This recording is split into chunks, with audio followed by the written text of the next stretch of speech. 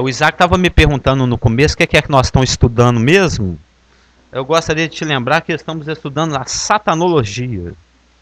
E dentro da satanologia, aí o Joel, que é bico, né, ele perguntou assim, mas qual que é o assunto dentro da satanologia? Eu falei, é a guerra espiritual.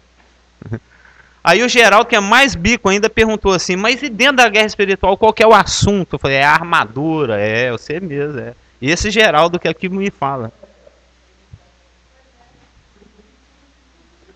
Excluída. E o nosso texto se encontra em Efésios, como os irmãos sabem, capítulo 6, dos versos 10 a 20. Sendo que hoje, finalmente, né, após termos começado esse estudo lá em novembro do ano passado, o da Palê, né? Porque o início do estudo de satanologia propriamente dito começou no dia 13/3 do ano passado, já vai fazer um ano. A gente pode até cantar parabéns pro estudo. Não, se for necessário, pode ser que a gente nem entre. Mas a armadura propriamente dita nós começamos a estudar no dia 27/11. 12, 13, 1, 2. Agora, 4 meses depois, 4 meses estudando os versículos 10, 11, 12 e 13, 10, 11, 12 e 13, um mês para cada versículo, nós vamos entrar efetivamente no estudo da armadura, se der tempo. Que se encontra no verso 14. Então gostaria que os irmãos lessem comigo o verso 14a, que é a parte que nós pretendemos estudar hoje, dentro de Efésios 6. Vamos até reler do 10, né, só para pegar o contexto imediato, que diz o seguinte: quanto ao mais, sede fortalecidos no Senhor e na força do seu poder. Revestivos de toda a armadura de Deus, a panopla, porque a armadura é a opla, H-O-P-L-A. Você vê no grego já está até junto as palavras pan de toda, né? Panopla. Revestivos de toda a armadura de Deus, para poderdes ficar firmes contra as metodeias, as ciladas do diabo, os seus métodos, os seus planos metodicamente elaborados, detalhadamente traçados, minuciosamente customizados para cada um, né? Ele tem um jeitinho ali de como roubar, matar e destruir o Cliff. Ele traça aquele plano preciso de como matar e roubar e destruir cada um de nós. E por que nós temos que nos fortalecer na força do Senhor e nos revestir de toda a armadura? Para podermos ficar firmes contra as ciladas do diabo. Porque a nossa palê, a nossa luta, não é contra o sangue e a carne, mas sim contra as hostes de Satanás, os seus anjos, que se dividem em 4 grupos. Os arcas, os exousias, os cosmocrátoras e os pneumáticas tesponeiras, né? Os principados, as potestades, os cosmocratores, né? Os dominadores desse mundo tenebroso, e contra aquele monte de soldadinho dele, que são os demônios, as forças espirituais do mal, no céu logo acima da nossa cabeça. Eu tive até lendo um comentário, por que o Espírito Santo nos relembra essa questão que a nossa luta é contra essas potestades que se encontram nas regiões celestes, porque ele quer nos trazer para a terra. Ele quer que a gente fique fixado aqui no que é terreno. Ele quer que a gente fique grudado no que é carnal. Ele quer que a gente fique preso aqui no que é de baixo, né? Aonde ele já enraizou o homem, né? A palavra fala, inclusive em Apocalipse, quando Jesus Cristo faz a promessa para a igreja de Filadélfia, que é aquela igreja na qual nós procuramos nos espelhar, porque ela não nega o nome do Senhor e guarda a palavra. O Senhor fala para a igreja de Filadélfia: porque guardaste a palavra da minha perseverança, também eu te guardarei da hora da provação que há de vir sobre o mundo inteiro, para experimentar os que habitam sobre a terra. Os que habitam é aqueles que têm a raiz fincada, né? Aqueles que estão arraigados no mundo. E Satanás quer nos rearraigar, nos colocar enraizados de novo aqui. Por isso que, dentre outras passagens, o Senhor fala, por exemplo, em Romanos 12, para a gente não se conformar, não tomar forma desse mundo. Portanto, Aí Paulo reenfatiza, nós vimos isso algumas semanas atrás, Paulo reenfatiza a importância do revestimento da armadura para poder resistir na luta, no verso 13. Portanto, ou seja, tendo em vista que nós lutamos contra uma hoste tão organizada, encabeçada por Satanás, pelo diabo e suas ciladas, assistido por seus príncipes, seus poderosos, seus dominadores e os seus espíritos do mal, visto que a gente enfrenta uma guerra tão organizada, tão intensa, ele repete, reenfatiza a necessidade de tomar toda a armadura. Verso 13. Portanto, tomai toda a armadura de Deus, para que possais resistir no dia mau. E, depois de ter desfeito tudo, permanecer inabaláveis. Eu lembro que na semana passada nós estudamos essa questão do permanecer, que é o katergazamenoi, né, que é o perseverar, né? Vem da palavra perseverança, katergazetai, né? Lembra que na semana passada nós falamos sobre a paciência, sobre a perseverança, sobre como é através dela que nós obtemos a vitória? Sim, Elaine quer fazer uma pergunta.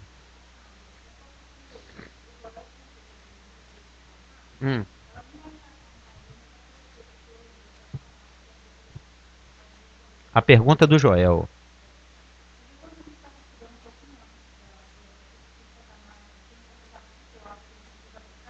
Sim. Sim.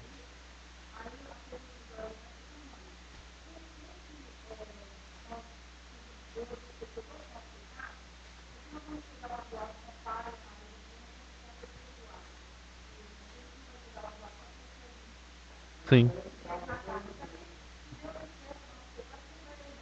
Sim, mas isso não tem a ver com pecado. Tem a ver com operar sobre a base errada, face o engano.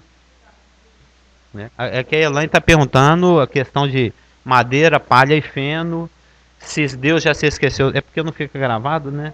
Se Deus não se lembra mais dos nossos pecados, inclusive de acordo com Miqueias, né? Que ele joga lá naquele lago onde tem a plaquinha, é proibido pescar. Isso eu ouvi uma vez essa ilustração, que Miqueias 7 fala que o Senhor se esquece, até dentro daquilo que foi falado quinta-feira, que o Senhor não tem prazer na morte do ímpio, antes ele tem prazer na misericórdia. E ele joga os nossos pecados, lança lá no mar do esquecimento e fica com a plaquinha, é proibido pescar. Né?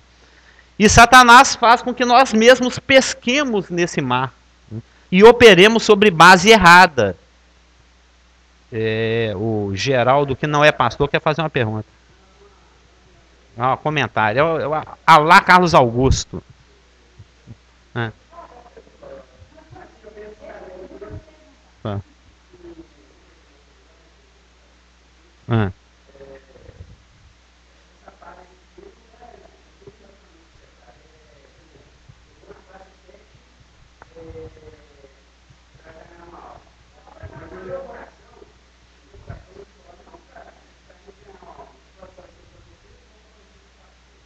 Ou para você mesmo, para autossatisfação. Eterno. Tanto é que o nosso primeiro versículo aqui do capítulo 10 é: quanto ao mais sede fortalecidos no Senhor. Às vezes você se fortalece no seu próprio entusiasmo, você se fortalece na onda, você se fortalece no momento eclesiástico, na moda da igreja, no interesse. Inclusive, se tiver tempo, nós vamos ver que mas como Satanás conseguiu enganar 1/3 dos anjos? É porque ele conseguiu desviar o foco dos anjos de onde eles deveriam estar olhando e olhar para o seu próprio coração e distorcer a ótica deles. Se der tempo, nós vamos ver.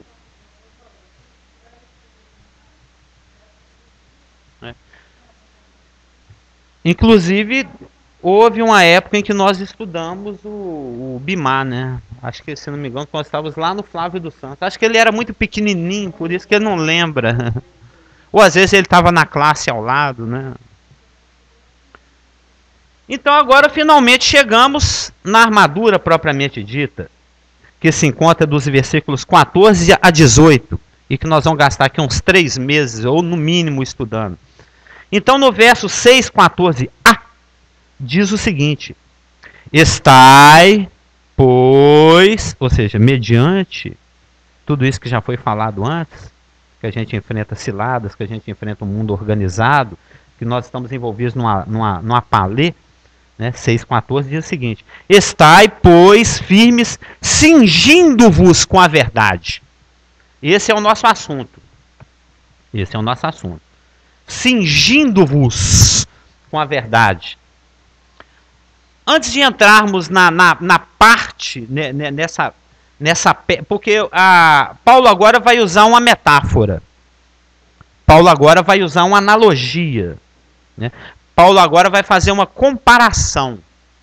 Nós sabemos pelo verso 20, nós sabemos também por causa do Efésios 3:1, diz o seguinte: por esta causa eu, Paulo, o prisioneiro de Cristo Jesus, por amor de vós, gentios.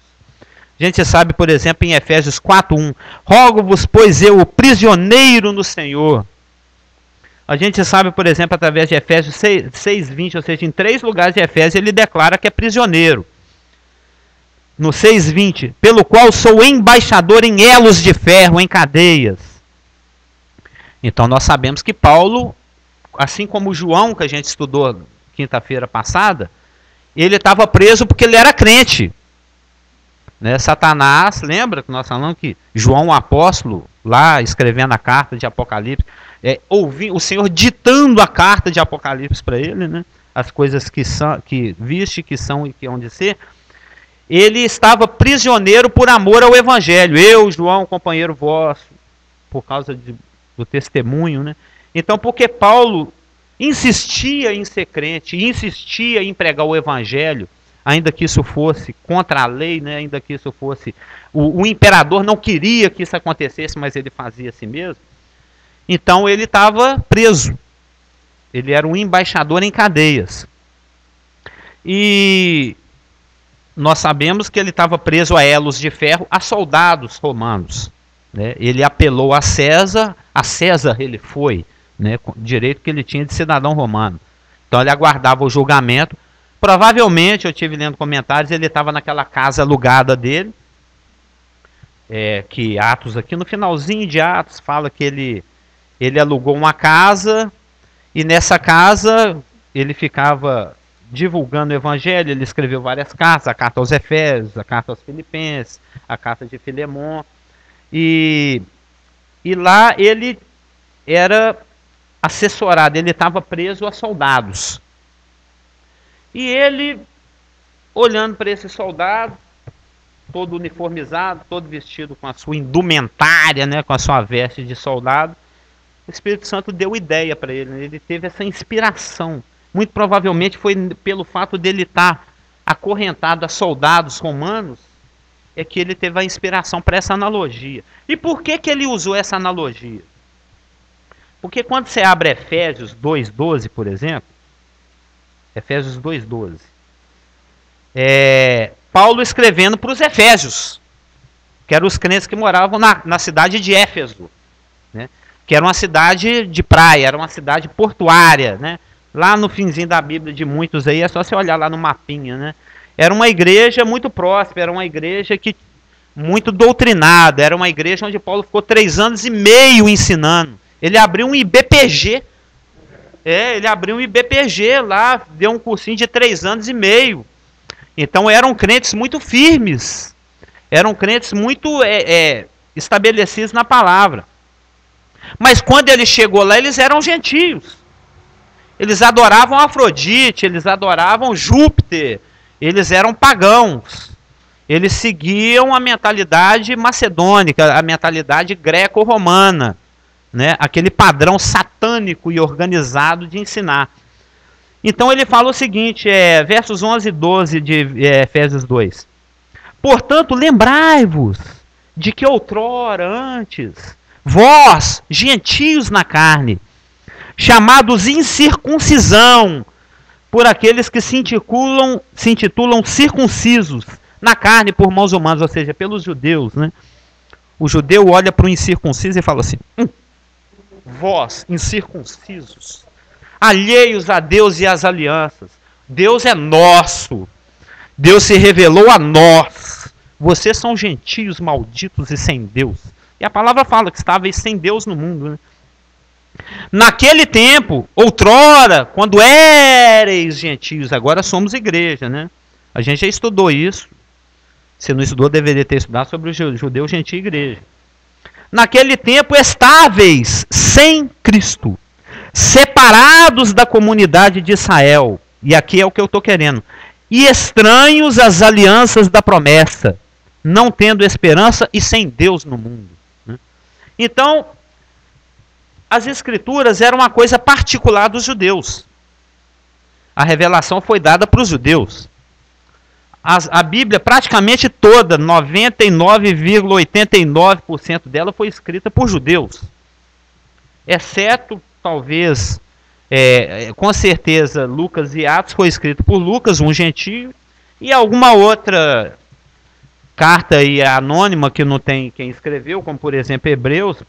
Alguns dizem que foi Apolo que escreveu, outros dizem que foi Paulo. Então, na certeza de se foi ou se não foi, fica ali na dúvida. Então, no mínimo, 63 livros dos 66 livros da Bíblia foram escritos por judeus, dados aos judeus, os judeus que escreveram, os judeus que guardavam, os judeus que retinham, eles que preservavam. Então, como é que o Paulo vai demonstrar a importância da palavra de Deus para cristãos convertidos dentre os gentios que tinham pouco ou nenhum conhecimento das Escrituras, sendo que as Escrituras eram particulares dos judeus? Como é que ele vai falar da lei, dos juízes, dos profetas, dos salmos, dos provérbios, se as Escrituras ainda estavam sendo apresentadas aos gentios? Por isso que ele fez o IBPG lá na cidade de Éfeso, para eles já irem acostumando. Falou, ó, gente, tá aqui o seguinte, tem um livro aqui, ó, chamado Gênesis. Aí ele levava, né, as cartinhas dele, ele tinha as cópias dele, ele carregava a biblinha dele. Ele tinha o Tanar, como diz lá o Fernando Clausen, o Tanar, né, que eram as escrituras do Velho Testamento, os 24 livros do Velho Testamento. Então ele foi apresentando uns pouquinho aqui, Gênesis, ó, prazer em conhecer, esse aqui é Gênesis, ó, tá vendo, é Gênesis, né? Aqui tem outro livro também gostoso, bonito, chama Salmos. A maioria deles foram escritos por um rei que nós tivemos lá, chamado Davi. E ele teve um filho muito sábio, chamado Salomão. Ele era muito espicula, como se diz, né? Ele era muito novidadeirista, como se diz aí no interior de Minas. Em várias cidades mineiras, eles falam assim que eles eram muito espicula. Já ouviu essa? Espicula. Espicula é curioso. O Salomão era muito espicula, muito curioso. Ele queria saber de tudo, ele era, né, novidadeirista. Não, a formiguinha, olha, o pântano, o jacaré, o sol nasce todo dia. E ele escreveu 3 livros, escreveu Eclesiastes, escreveu, na sua mocidade, ele escreveu Cantares para a mulher pela qual ele era apaixonado. Já na meia-idade, na plenitude da sua sabedoria, ele escreveu Provérbios. E lá na velhice, quando ele estava amargoso, já banguela, tal, sem cabelo, tal, ele escreveu Eclesiastes. Eu tenho prazer em conhecer, aqui é o livro de Provérbios. Muito útil para o dia a dia, tem 31 capítulos, você pode ler um por dia. Então, do primeiro ao último dia dos meses de 31, você vai ter lido o livro todo. Eu tenho esse hábito, eu gosto muito de ler um capítulo de Provérbios a cada dia do mês. Já fizemos isso várias vezes. Aí você vai se habituando. No mês de fevereiro, você vai ter que ler 3 capítulos no último dia, né? Porque esse fevereiro tem 29. Então, como é que o Paulo vai falar de Bíblia para quem não conhece Bíblia? A Bíblia está sendo apresentada para eles, né? Aí, e se você olhar para a carta de Efésios, a carta de Efésios é a que menos tem citações do Velho Testamento. Aí ele tem uma ideia didática. Não tinha lâmpada naquela época, nem apareceu aquela candeia em cima dele, assim, né? Já viu quando tem uma ideia, aparece uma lâmpada. Ele apareceu aquela candeia cheia de azeite assim, em cima da cabeça dele. Tive uma ideia. Vou fazer uma comparação, vou usar uma analogia. E ele faz isso muito no livro escrito aos Efésios. Ele para ensinar Bíblia, para ensinar o conteúdo que Deus tem para aqueles cidadãos daquela igreja, daquela cidade, ele compara, por exemplo, as verdades que ele tem que apresentar com o corpo humano. Vós sois membros de Cristo e uns dos outros, o pé, o outro é orelha, o outro é mão, o outro é olho. Ele compara com o corpo humano. Ele compara com a família, vós sois a família de Deus. Ele compara com o edifício, vós sois a casa de Deus, blá blá blá. Ele compara com a relação conjugal. Assim como o homem deixa pai e mãe, se une a sua mulher também, Cristo e vós tem uma relação espiritual. E, blá blá. E agora, para culminar, depois de ter comparado, usado metáforas, analogias de corpo humano, de edifício, de família, de relação conjugal, agora ele tem a candeia. Ele vê para o soldado romano, já sei, eu vou usar a figura, a metáfora da vestimenta, da indumentária romana, da armadura romana. Aí o Espírito Santo vai conduzindo ele, né? Ou seja, já que tem aquela dificuldade de apresentar aos gentios um estudo detalhado das Escrituras com as quais eles não eram familiarizados, ele vai usar algo que qualquer um em qualquer lugar do Império conhecia bem: a roupa do soldado romano. Porque Roma estava... a gente vê até em filmes assim, quando os soldados chegavam para invadir uma terra, aí quem estava lá sofrendo, tomando espadada, falou, mas aqui não é Roma. Falou, o mundo é Roma. Aonde tem um soldado romano é Roma. Entendeu? Chegamos e mandamos. E Roma era uma máquina de guerra. Era um estado que vivia em função da guerra, em função da conquista, né? Então o mundo era romano. O Império Romano era tudo. Onde você olhasse era Império Romano.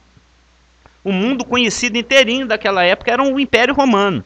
Então qualquer um em qualquer lugar que lesse essa carta ia entender o que o Paulo estava falando, porque todo mundo sabia bem o que é um capacete, o que é uma macária, né? O que é uma espada, uma gládios, o que é um escutum, o que é uma sapatilha cheia de pregos, o que é uma cinta, né? Eu não sei se o pastor Geraldo riu algumas vezes, porque quando a gente abre aqui em Efésios, fala, que é o nosso versículo de hoje, cingindo-vos com a verdade. Cingir é apertar, né? Quando o seu cinto está frouxo, você cinge o seu cinto. Você dá, essa você sabia, Cleiton? Cingir é dar aquela apertadinha assim, né?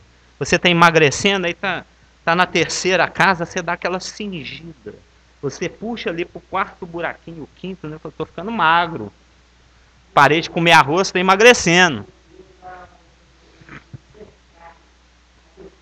Pois é, dá aquela apertadinha. Sim, claro. Mas sempre no sentido do arroxo, né? E lembra que eu brinquei aqui, que eu queria ver se alguém comentasse, você riu, mas não falou. A capa. Lembra que eu falei? Porque a capa é o contrário do raciocínio de Deus. Porque quando você... Se você for lá no velho... Você não traz o Paulo para tomar uma Coca-Cola. Você vai lá e toma um vinho com ele. Lembra que eu já falei isso? Você tem que ir até o tempo dele. Você não traz ele até seu tempo. Então, se você voltar 20 séculos, os homens eles usavam roupas soltas, túnicas, né? Pegava aquele pedação inteiro de pano, fazia um buraco aqui, pum, pendurou no corpo. Aquela roupa gostosa, né? À vontade, né? E você vai para a guerra com a roupa esvoaçando? Não pode. Aí você tinha que se cingir. Você pegava uma cinta e apertava a roupa, para aquilo não ficar esvoaçante. Você vai sair correndo, você tropeça e cai. Por isso que quando você lê lá em Êxodo, lá às vésperas do Êxodo, né, lá, quando eles estão comendo a última ceia deles, lá a ceia pascal, uma das recomendações que Deus faz para os judeus é: você vai tomar a sua Páscoa com um cajado na mão, já com um pezinho na porta, pronto para sair correndo e cingido. Amarra a sua roupa, prende a sua roupa, porque senão na hora que você estiver correndo, você vai tropeçar e vai cair. Isso é que é cingir, você dá aquela apertada na sua roupa, para ela não ficar esvoaçante, né? Para ela ficar mais prática, porque você vai para a guerra, você não vai com roupa solta, e o cara te pega pela roupa e te puxa, né? Você vai correr, você tropeça e cai, você pisa na beiradinha do vestido, da túnica e cai, o outro vem e crava a lança ou a espada em cima do seu peito ou nas suas costas, ou te degola, né? Não, é uma luta. Já com Satanás o raciocínio é o contrário. Todo super-herói tem uma capa esvoaçante, né? O super-homem sai voando com aquela capa balançando. Por que isso? Isso é hipocrisia, isso é falsidade, isso é mentira, é o símbolo da mentira, é a capa solta. Porque quando você estuda, não sei se vocês já tiveram oportunidade de ler, eu gosto muito desse tipo de assunto, que é sobre linguagem corporal. Já leram sobre isso? Eu sei que, né? Ou seja, quando você conversa, Mesmo que você esteja falando uma coisa, você percebe se a pessoa está mentindo ou não, porque ela dá uma coçadinha no nariz, tal, ela olha para a esquerda. Tem a questão da linguagem corporal. E, por exemplo, quando uma menina quer conquistar, interessada em um rapaz, e um rapaz seja para conversar com ela, ela põe a mão na cintura. Entendeu? Por que ela põe a mão na cintura? Ela quer parecer mais pujante. Ela quer demonstrar que ela tem capacidade de procriar e amamentar a prole que ela possa vir a gerar com aquele rapaz. Então ela aumenta. O baiacu, quando ele é ameaçado, ele incha. Ele fica inchadão. Ele é um peixinho desse tamanhozinho e ele incha. Ele infla. Fica aquele peixão grandão assim. E o outro, opa, racha fora. Eu já vi, por exemplo, em documentários lá do Discovery e tal, tem um tipo de mosca que ela tem 2 olhos na parte de trás. Enquanto a aranha chega para pegá-la, ela fica de costa. E ela mostra aqueles 2 olhos e parece que ela é uma aranha maior que a aranha. A aranha ficou, lembra desse documentário? A aranha fica meio com dúvida. Você falou, poxa, mas isso é um mosquito ou não é? Aí acaba rachando fora. É o blefe, é o mimetismo, né? É o fingir o que não é. Por isso que Satanás põe capa nos seus heróis para eles parecerem mais do que eles são. Para demonstrar um poder que não tem. Né? Mas nós, os que estamos nessa guerra aqui lutando com as armas espirituais, a gente usa o cinto apertado. Né? E a coisa está sempre apertando, já notou? Sempre aperta. Oi, alguém? Oi.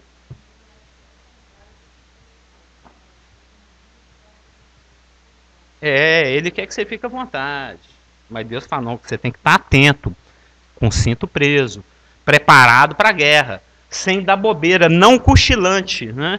A gente lê um versículo desse tipo há uns 3 semanas atrás, para a gente ser sóbrio, para a gente não ficar dormindo como os demais. Né? Oi?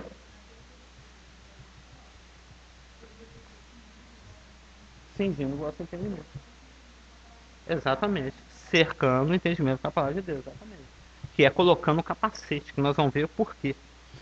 Então, Paulo usa essa analogia. Ele olha para o soldado romano, ele vê que o soldado tinha... E o cinto que o soldado usava era um cinto duplo.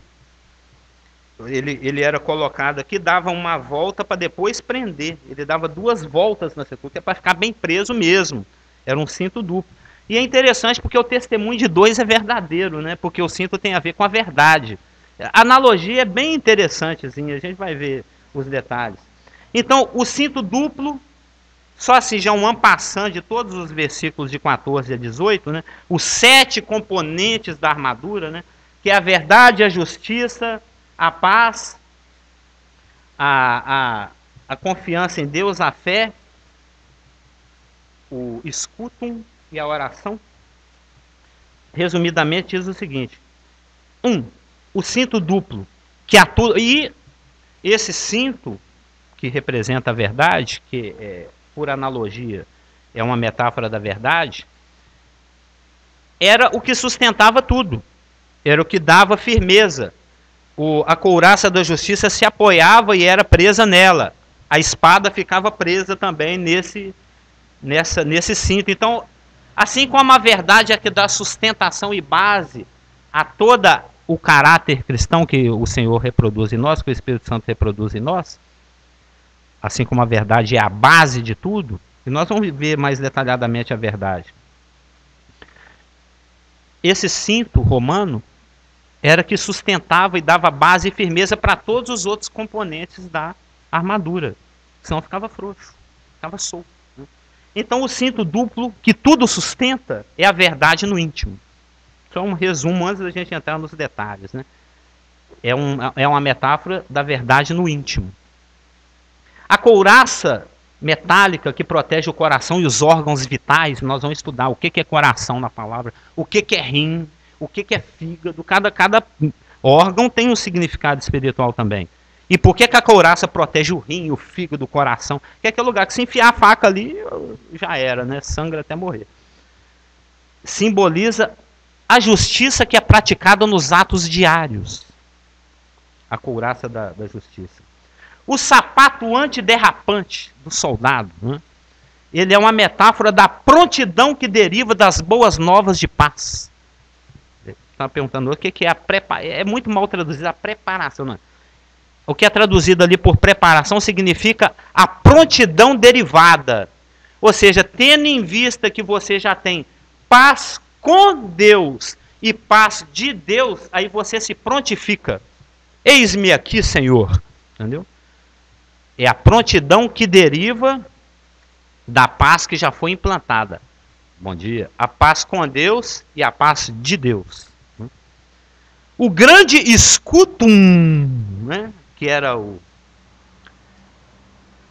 escudo, e nós vamos ver que tinha dois tipos de escudo. Tinha um redondinho pequeno e tinha um grandão. Ele tinha 1,25 m por 90 centímetros. Era um baita de um escudo, né? Ou seja, a gente peca porque quer. Porque lugar para esconder tem, né? Era um big escudo mesmo. Né? Então o grande escutum, né, que nos defende dos ataques dos dardos inflamados de Satanás, simboliza a confiança naquilo que Deus prometeu. O capacete que protege a nossa mente, que foi citado agora mesmo, simboliza o descanso na obra que Jesus Cristo consumou. E a gládios afiada, aquela espadinha curta de 45 centímetros, é símbolo da palavra de Deus praticada. Lembra? Praticada, rema. Rema toutels, né? É a palavra de Deus. É porque outro dia, aí, uns domingos atrás, eu não fui muito preciso, né? E citei só que era a palavra de Deus, e deu a entender que poderia ser a logos, né? Mas não é a logos, era a rema. Nós vamos ver que, na realidade, cada componente da armadura, que por analogia Paulo usa para comparar algo que o Espírito Santo reproduz nas nossas vidas, e é algo que ele reproduz de maneira pessoal. Essa verdade não é aquela verdade, Jesus, eu sou o caminho, a verdade, não. É aquela verdade que você guarda no íntimo. E nós vamos ver como é que isso é profundo. Isso é radical mesmo. Assim, é Deus pegando no seu pé mesmo. Outro dia eu estava até conversando com o Espírito Santo, assim, aí o Espírito Santo me cobrou, filhinho, esse mosquitinho aí. Eu falei, puxa vida, Jesus, antes esse mosquitinho não tinha nada a ver, agora tem. E ele falou, agora tem. Porque agora nós já peneiramos o maiorzão, agora nós estamos chegando no detalhe, agora chegou o momento de cuidar desse mosquitinho, esse pequenininho. Poxa, mas eu convivi tanto tempo que esse mosquitinho não tinha nada a ver. Falei, mas agora tem. Agora chegou a hora de eu querer peneirar essa coisinha, esse miudinho, esse detalhe. É porque ele vai... Uma vez eu reclamei isso com o pastor Marcos. Eu falei o seguinte, engraçado, Deus é desse jeito, né? A gente dá o pé, ele quer a mão, ele quer o... Mas é assim mesmo. Quanto mais você se cede, mais ele quer burilar, mais ele quer aperfeiçoar, mais ele quer te chamar para perto. Quanto mais se aproxima da luz, mais as imperfeições do velho homem, que já são mortos, que já foram deletados, mas que ainda estão lá na sua lixeira. Já foi deletado, mas está na lixeira. Você já mandou, quer mandar para a lixeira? Esse pecado quero, mas ele está lá na lixeira ainda. Você tem que dar o controlar, arrebentar aquele treco da lixeira. Ainda está lá no seu HD, precisa sair. Né? Então, nós vamos ver que cada parte disso, que é metaforeado aqui da armadura, tem a ver com algo prático. Caso alguns vai vibrar, né? Tem a ver com algo prático do seu dia a dia. É a verdade no íntimo. A justiça, Senhor, justiça nossa. Aquele que não conheceu o pecado, que ele fez pecado por nós, para que dele fosse fez justiça de Deus. Tá? Mas justiça em que sentido? Em quais atos práticos essa justiça se manifesta? Né? Como é que essa couraça metálica protege o seu fígado, o seu rim, seu coração e suas tripas? Em que sentido no dia a dia, na vida prática? Né? Como é que esse sapato antiderrapante tem a ver com o seu dia a dia? Que prontidão é essa que você tem que manifestar?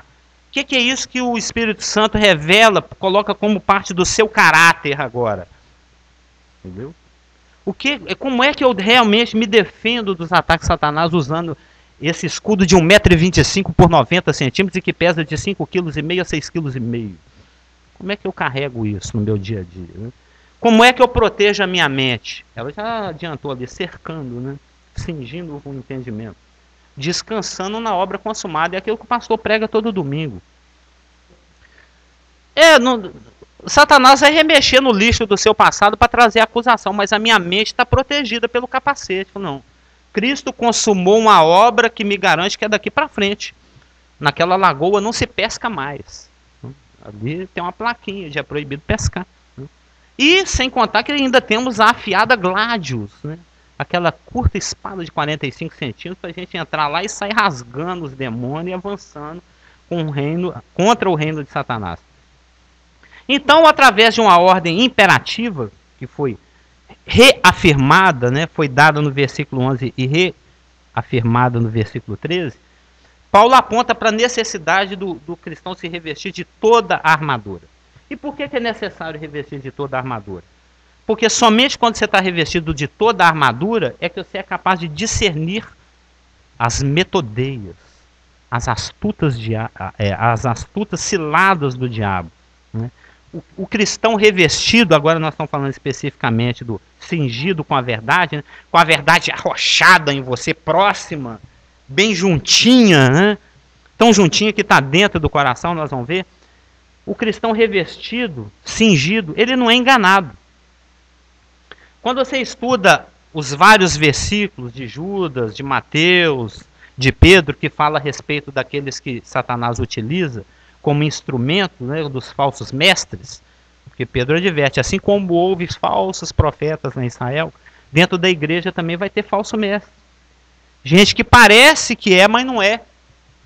E como é que eles agem?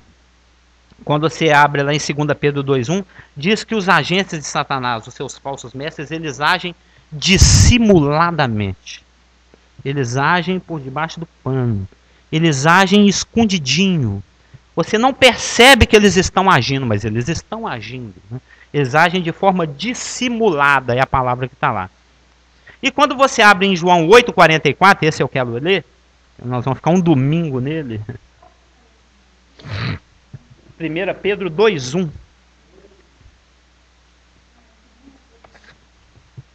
É, 2 Pedro. No meu está 2. É porque a Bíblia tampou um dos palitinhos romanos. É 2 Pedro 2,1. João 8,44, celeberno. Em 2 Pedro 2,1 diz o seguinte: assim como no meio do povo surgiram falsos profetas, assim também haverá entre vós falsos mestres, os quais introduzirão dissimuladamente heresias destruidoras. Dissimuladamente, é a forma como o agente de Satanás age. Né? E João 8,44, que é um versículo que nós vamos ficar o resto de hoje, mais o domingo que vem inteirinho, diz o seguinte, que é um versículo importantíssimo. O Senhor está discutindo com as autoridades, com os fariseus, que por incrível que pareça,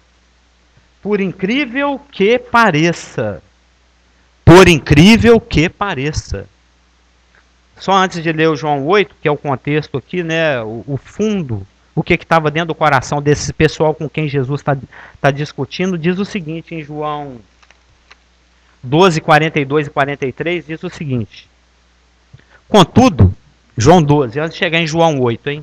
João 12, 42 e 43. Contudo, muitos dentre as próprias autoridades creram nele. Mas, por causa dos fariseus, não o confessavam, para não serem expulsos da sinagoga. Porque amaram mais a glória dos homens do que a glória de Deus. Quando as autoridades judaicas pregaram Jesus Cristo na cruz, eles sabiam que eles estavam pregando Deus na cruz. Eles já sabiam, esse é o Messias. Eles mandavam pessoas para agir dissimuladamente. Os agentes de Satanás agem escondidos, infiltrados, para se infiltrar na multidão, para ver se ouvia alguma coisa que Jesus Cristo pudesse falar que servisse de acusação, né? Serviço de álibi, como é em jurídica mesmo, que servisse de causa para poder acusá-lo. Eles voltavam assim: eu não posso prender esse moço, ninguém nunca falou assim antes. Aí as autoridades farisaicas ficavam indignadas, falavam: vocês também estão querendo virar discípulo dele, estão querendo converter, né? E ele ia lá, curava um cego de nascença. Aí as autoridades judaicas sabiam, puxa, lá em Isaías fala que era isso que o Messias ia fazer, ia abrir o olho do cego.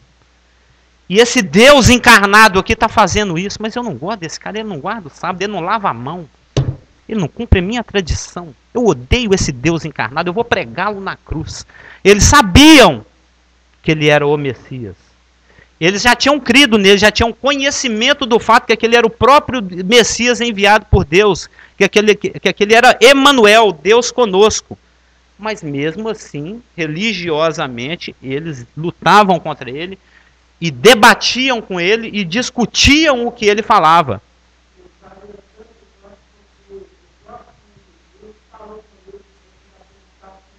Claro. Exatamente. Eles eram muito conscientes do que eles estavam fazendo. Guarda bem isso, que isso vai ser utilizado no domingo que vem, que talvez hoje não dê tempo de eu chegar onde eu quero chegar, que é a cauda de Lúcifer arrastando os anjos. Nós vamos estudar isso. Então, mas isso é importante, isso é um ponto muito principal. Saber, eles sabiam, mas eles não agiam de acordo com o que eles sabiam. Tanto é que, quem é que tem o poder de ressuscitar um defunto fedorento, que já tem 3 dias que está derretendo no túmulo? Né? Tanto é que a Marta e a Maria falaram, ô Senhor, ele já fede. Você está mandando tirar a pedra lá, vai vir em caatinga. Caatinga, você conhece? Caatinga, é um mau odor, é o stink, né? O Lázaro já está estincando, já está fedendo. Ele foi lá e ressuscitou, o cara decompondo. O cara já tinha morrido, já tinha 3 dias. As autoridades estavam lá presentes, olhando isso. Ele ressuscita defunto. É óbvio que ele é Deus. O que nós vamos fazer com isso? Mata ele, mata de novo Lázaro. Eles queriam tampar a luz, eles queriam tampar a verdade de qualquer jeito. Eles sabiam, mas não agiam de acordo com o que eles sabiam. Porque às vezes pode parecer absurdo. Como é que Lúcifer conseguiu enganar 1/3 dos anjos? Como é que Lúcifer, sabendo que é impossível ser igual a Deus, nós vamos entrar nesse assunto, mas ele tentou a si mesmo? Porque você saber é uma coisa, você viver é outra. Por isso que agora, dentro desse pano de fundo, a gente entende melhor o João 8,44, quando Jesus está discutindo. Olha lá, verso 42, replicou-lhes Jesus. Está tendo uma réplica, uma tréplica, um fala, o outro fala, não, eu estou apresentando aqui um testemunho, falei, mas nós não queremos, eu estou ressuscitando, nós não acreditamos, nós não aceitamos, mas eu estou curando cego de nascença, não, é por Beelzebu. Eles não aceitavam de maneira nenhuma que aquele homem que não lavava a mão para comer fosse Deus. Ele estava cumprindo as escrituras, mas não estava cumprindo minhas tradições. Ele não batiza por aspersão. Então, Jesus pergunta, comenta com ele, João 8, 42 a 44. Se Deus fosse de fato o vosso pai, que ele falou assim, não, nós não somos bastardos, nós temos um pai que é Abraão. Porque o judeu, ele tinha esse engano. Nasceu de Abraão é automaticamente salvo. Eles pensavam assim. Mas eles não percebiam que existia a salvação nacional e a salvação pessoal. Tinha que haver uma apropriação pessoal. Né? Israel nacionalmente era filho de Deus. Ninguém poderia ser chamado como filho de Deus individualmente. Jesus foi o primeiro a ter esse atrevimento de falar isso em público. E os judeus se escandalizavam com ele. Ele falava que é filho de Deus. Não existe isso. Né? Nós somos filhos de Abraão. Nós não somos bastardos. Temos um pai que é Deus. Né? Que falou com Abraão. E lá no verso 39 ele falou, se você é filho de Abraão, pratica as obras de Abraão. Mas no verso 42. Se Deus fosse de fato o vosso pai, certamente me havíeis de amar, porque eu vim de Deus e aqui estou. Pois não vim de mim mesmo, mas ele me enviou. E eles sabiam disso. Esse é o enviado, o Messias, o Emanuel, o Deus conosco, aquele que abre o olho do cego e que prega para o pobre. Dá cumprimento para as Escrituras. Qual é a razão por que não compreendeis a minha linguagem? Ele está falando com eles. Discutindo com as autoridades, com os fariseus. É porque sois incapazes de ouvir a minha palavra. Aí ele rasgou o verbo. Vós sois do diabo. Igual o folhetinho. Já podia fazer esse folheto. Vós sois do diabo, tá indo pro inferno. É um folhetinho que o Cliff me mostrou, que agonia mesmo. Só faltou colocar isso, né? Vós sois do diabo, que é o vosso pai. Olha essa parte que é interessante. A gente vai ampliar ela no domingo que vem. E quereis satisfazer-lhe os desejos. Querer satisfazer os desejos de Satanás, do diabo. Ele foi homicida desde o princípio e jamais se firmou na verdade, porque nele não há verdade. Quando ele profere mentira, fala do que ele é próprio, porque é mentiroso e pai da mentira. Ou seja, quem criou a mentira? Quem foi o primeiro mentiroso? Satanás, o diabo. Jesus está falando. Ele é o pai da mentira. Ele criou a mentira. A primeira mentira quem criou foi ele, né? Se na cabeça do Paulo apareceu uma candeinha, na dele apareceu um relâmpago. Pim! Que eu vi o diabo. Que um dos símbolos de Satanás é o raio, né? Então apareceu um raio assim na cabeça de Satanás. Pim! Vou mentir. Perfeito eras nos teus caminhos, até que se achou iniquidade em ti. Não é o que diz lá em Ezequiel?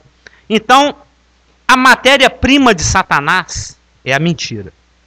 Ele só trabalha em cima da mentira. Quando ele vai fazer um bolo, ele faz bolo sabor mentira. Tudo dele é a mentira, é a matéria-prima dele. É farinha falsa, o fermento é verdadeiro, porque fermento é símbolo do mal, né? Então é aquele bolo paraguaio, né? Tudo dele é fake, é falso, é mentiroso, né?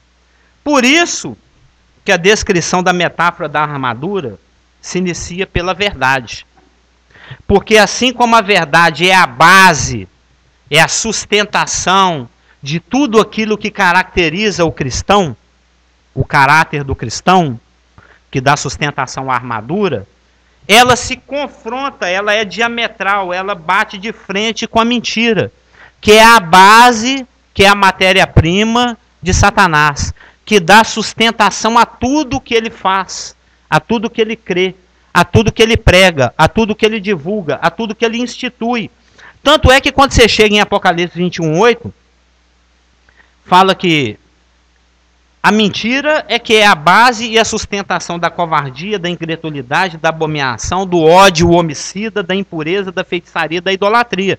Por isso que fala, olha, quando Jesus ditando lá para João, lá em Patmos, né, o livro de Apocalipse, todo o livro de Apocalipse, Elaine, não é só as 7 cartas, ele fala assim, ó, do lado de fora, né, lá em Apocalipse 21:8.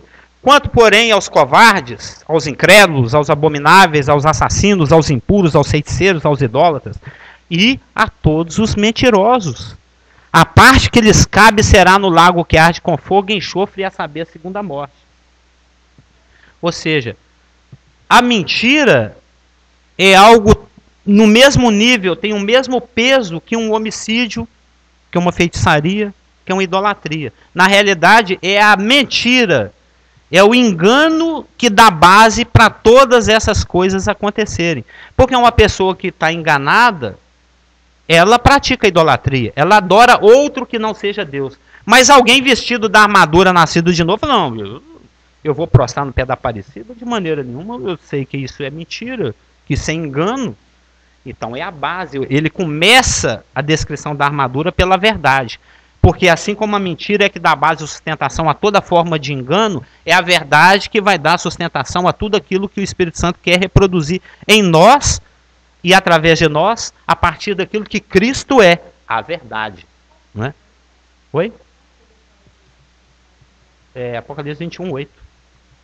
O Geraldo, que não é pastor, pelo menos por enquanto, vai fazer um comentário.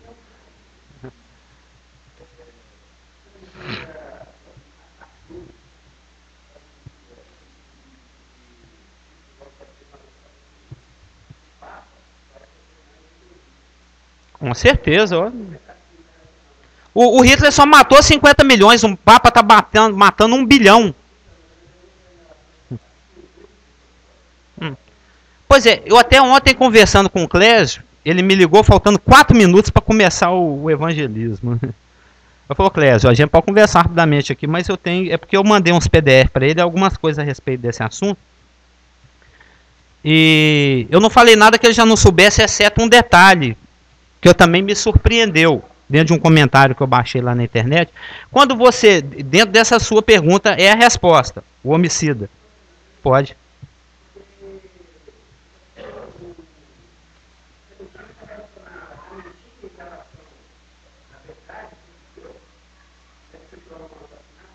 Sim. O que é morrer? Sim.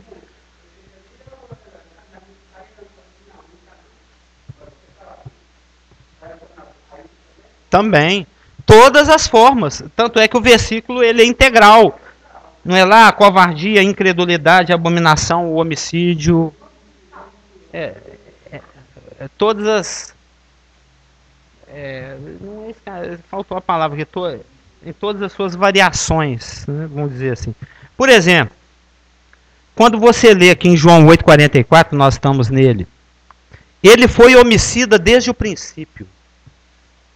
Você tem que ser exegeta, né? Você tem que ser bíblico, você tem que entender a coisa da ótica, isso eu aprendi com o Ivan.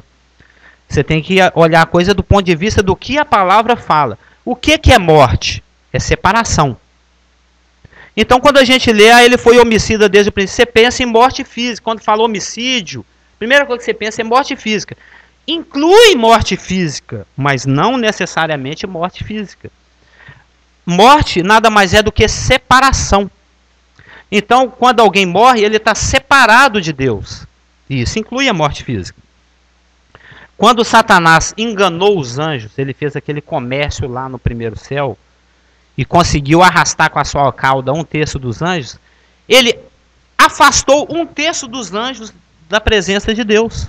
Ele matou 1/3 dos anjos, por isso que ele é chamado de homicida, desde o princípio. Porque lá no comecinho, quando a primeira vítima da mentira, não deu tempo de olhar hoje, nós vamos ver isso, a primeira vítima da mentira foi ele mesmo. Né? A gente vai ver que é por causa da formosura dele. Elevou-se o teu coração por causa da tua formosura e corrompesse a tua sabedoria por causa do teu resplendor.